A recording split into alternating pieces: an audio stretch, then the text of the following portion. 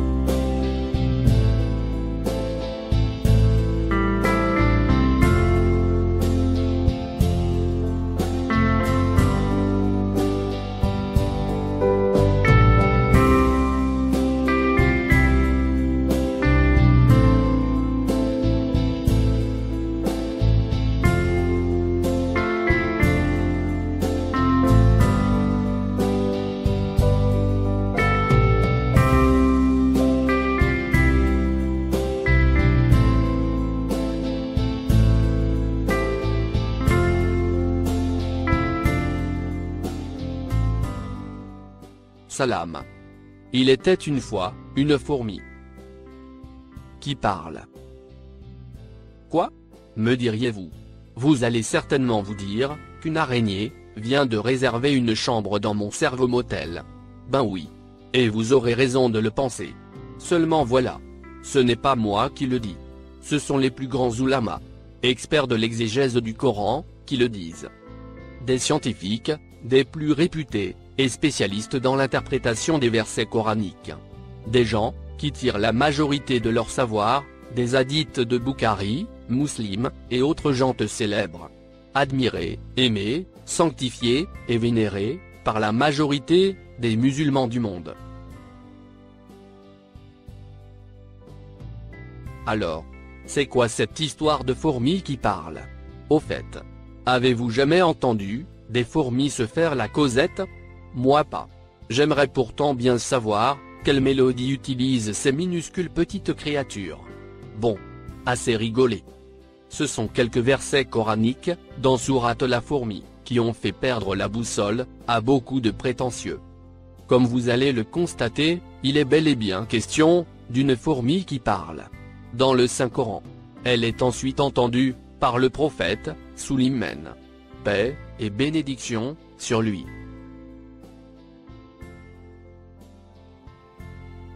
Bien. Alors quoi?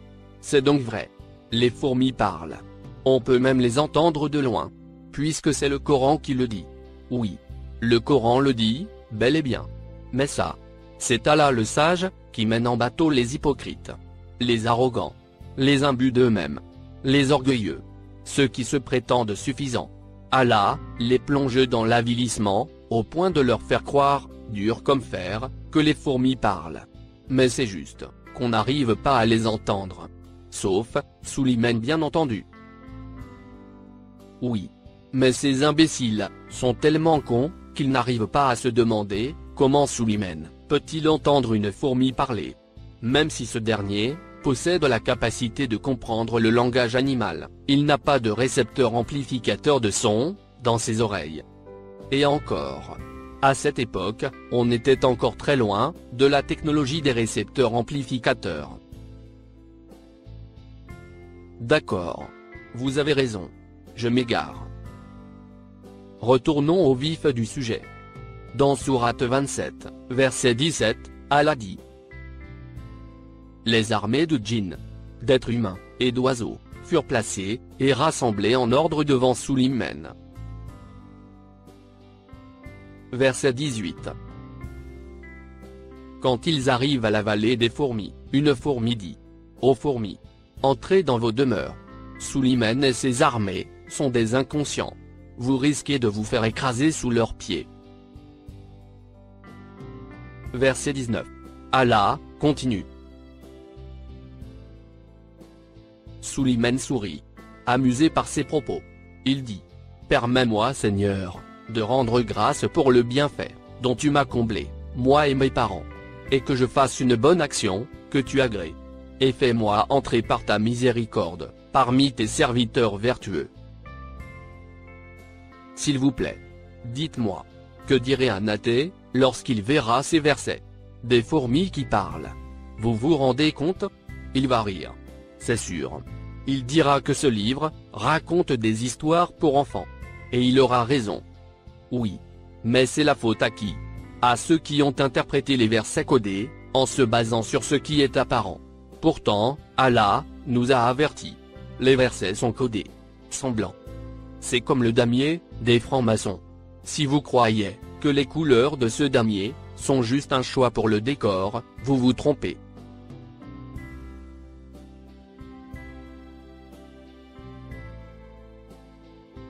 Les francs-maçons ne ratent jamais l'occasion de marquer leur présence par des symboles. Dans les endroits où leur pouvoir est imposé, il y a toujours des symboles maçonniques. La couleur blanche, c'est ce qui est apparent. Comme par exemple, les œuvres de bienfaisance que font les francs-maçons dans les pays pauvres. Ce qui laisse les observateurs dire d'eux que ce sont des gens de bien. Et la couleur noire, pour vous dire qu'il y a un secret derrière ce que vous voyez d'apparent. Et que vous n'arriverez jamais à discerner.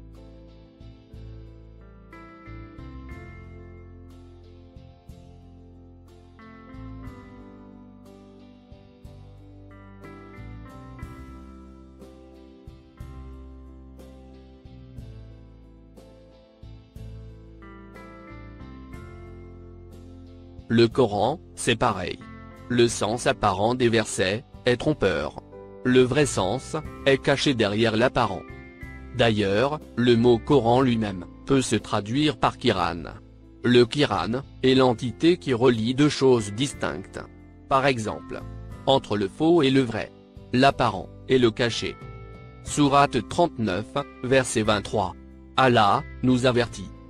Allah a fait descendre le meilleur des hadiths, un livre semblant, clôturé, qui peut prêter à différentes interprétations. C'est lui qui pour toi a fait descendre le livre. Il s'y trouve des versets de base qui interdisent ou autorisent des choses, et d'autres qui peuvent prêter à différentes interprétations. Les hypocrites, qui ont tendance à l'égarement, iront prendre ce qui est semblant, dans l'intention de semer la discorde, cherchant à donner une interprétation imaginaire à l'issue de ces versets. Alors que seul Allah connaît l'issue finale de ces versets, qui n'apparaîtra qu'au jour de la résurrection. Mais ceux qui sont bien enracinés dans la science, disent, nous y croyons. Tout est de la part de notre Seigneur. Seuls les doués d'intelligence s'en rappellent.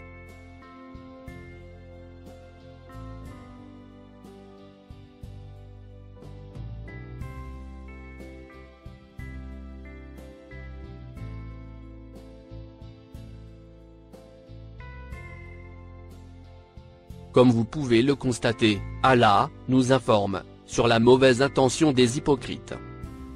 Il a codé son Coran exprès pour savoir quel sera celui qui se cassera la tête, afin de comprendre le vrai sens des versets, de celui qui se vante de pouvoir comprendre facilement les versets miracles. Allah aime les gens qui réfléchissent. Il n'a que faire des prétentieux, qui inventent des mensonges, afin de préserver le prestige personnel. Les gens honnêtes qui n'arrivent pas à décoder le Coran, n'auront rien à craindre. Inch'Allah. Allah jugera les gens, selon leurs bonnes ou mauvaises intentions. Tout est basé sur la fidélité et l'honnêteté. Bien. Sulayman rassemble donc son armée, constituée de djinns, d'humains et d'oiseaux. Il l'a ensuite disposée, l'a positionnée en rang ordonné, pour la préparer au combat. Le mot arabe, yuzaoun, en surbrillance jaune dans ce texte, signifie classé, mis en rang, ordonné. Ce texte tiré du dictionnaire arabe nous le confirme. On trouve le verbe waza, qui signifie il a agencé son armée, l'a positionnée en rang ordonné, pour la préparer au combat. Mais pourquoi Sulayman place-t-il son armée sur le qui-vive? On va le voir. Sourate 27, verset 18. Quand ils arrivent à la vallée des fourmis, une fourmi dit aux fourmis: entrez dans vos demeures, de peur que Sulayman et son armée ne vous écrasent sous leurs pieds, sans se rendre compte. Ça, c'est l'interprétation des experts exégètes. Certains musulmans se sont empressés de classer ce verset parmi les miracles du Coran. Ils prétendent que la fourmi est constituée de matière cassable, semblable à du verre. Ils ont tiré leur conclusion en se basant sur le mot arabe atama, que vous voyez en surbrillance gris dans ce verset. Oui. Mais ce mot a plusieurs sens. Sur le dico, on trouve ceci. Atama, la branche, il l'a brisée. Ok.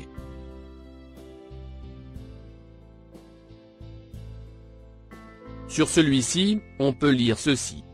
Atama, les gens entre eux, signifie, les gens se sont fait mal en se bousculant.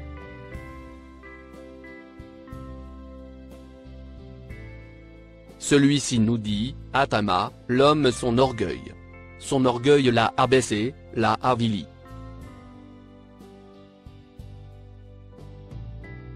Encore. Sur celui-ci, on peut lire. Atama, la bouteille. Il l'a cassée. C'est ce sens-là qui a fait germer l'idée de la fourmi, qui se brise comme du verre, dans la tête des imbéciles. On continue. Maintenant, voyons le mot arabe, en surbrillance jaune dans ce verset. Il se prononce, oued. Oued a été interprété par le mot vallée, en lui ajoutant la voyelle i, après la lettre D. C'est de la pure tricherie. Le Coran original est descendu du ciel, sans les voyelles, pour justement éviter la mauvaise compréhension des versets. Les voyelles arabes ont été inventées et ajoutées au Coran, des dizaines d'années plus tard, par les exégètes.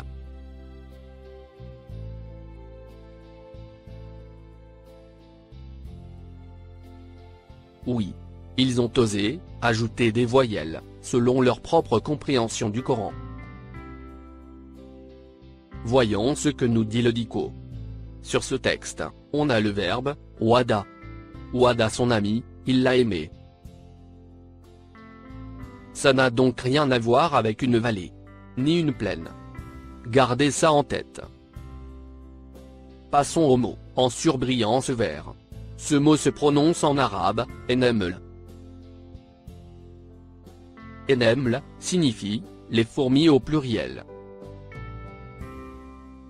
Le singulier est enemla, la fourmi, en apparence. Mais voyons dans le dico s'il n'y a pas autre chose. Sur ce texte, on trouve le singulier, denaml. On lit ceci. Enemla, celle qui dénigre, qui diffame.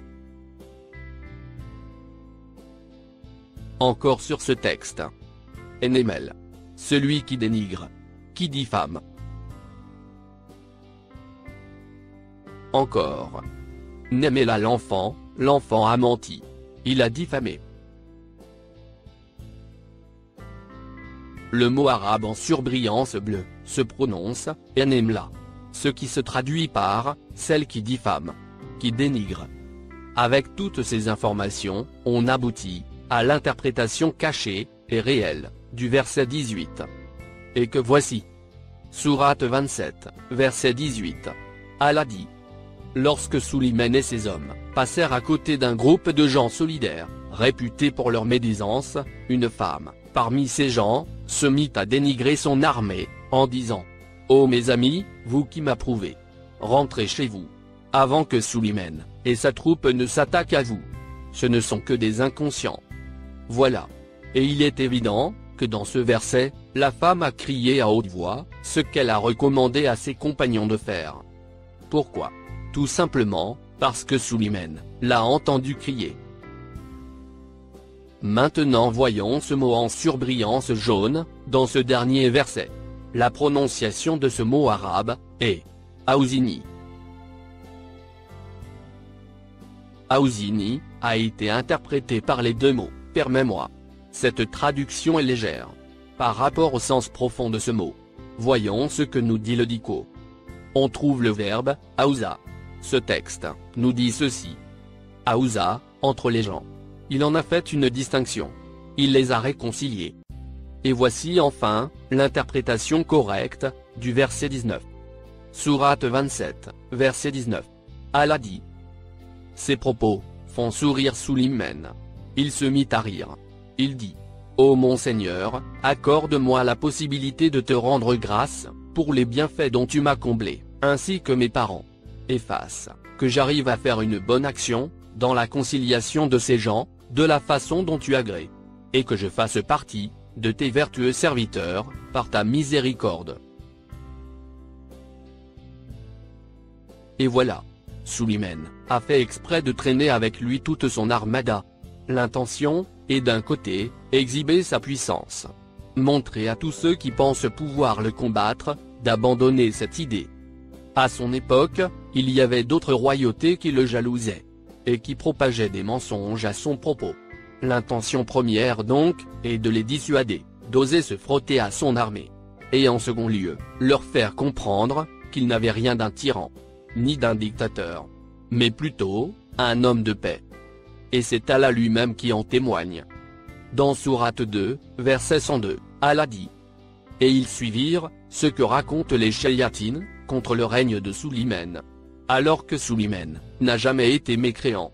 Mais bien, les shayatines. Shayatin est le pluriel de shaytan. Le shaytan est celui qui sème le mal.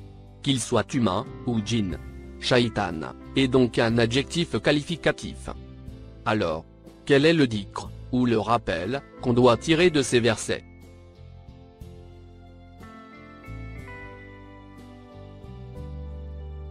D'une part, la fidélité de Sulayman envers son Seigneur. Quoiqu'il soit superpuissant, il passe sa vie à suivre strictement les lois d'Allah. Il passe sa vie à faire les bonnes actions afin de gagner la satisfaction d'Allah.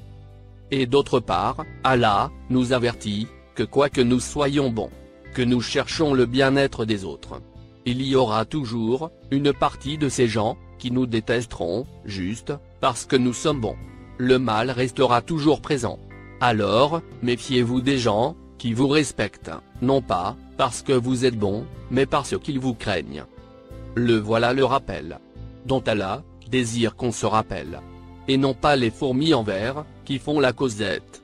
Et qui fourmillent, dont la caboche, des experts en théologie. Merci de votre attention. Salam.